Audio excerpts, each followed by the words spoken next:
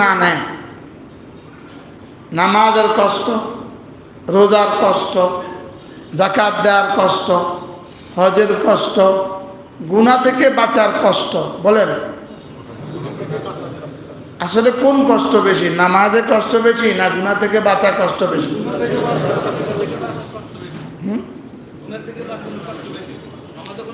না করা আবার কিসের কষ্ট? এটা তো না না না করার মধ্যে আবার কষ্ট কিসের? না করার মধ্যে কষ্ট আমরা নফসরে বানিয়ে নিয়েছি। না করার মধ্যে কোনো কষ্ট নাই। যেমন বিড়ি খাওয়ার মধ্যে কষ্ট, না খাওয়ার মধ্যে কোনো কষ্ট নেই।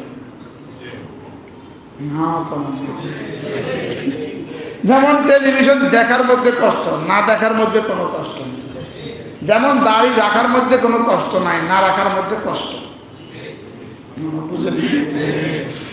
মহাজাল্লাহ জেনার মধ্যে কষ্ট, জেনার না করার মধ্যে কোনো কষ্ট নেই।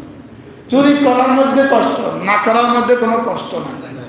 আসলে গুনার মধ্যে কষ্ট নাই, গুনার মধ্যে কষ্ট আমরা মানিয়ে নিয়ে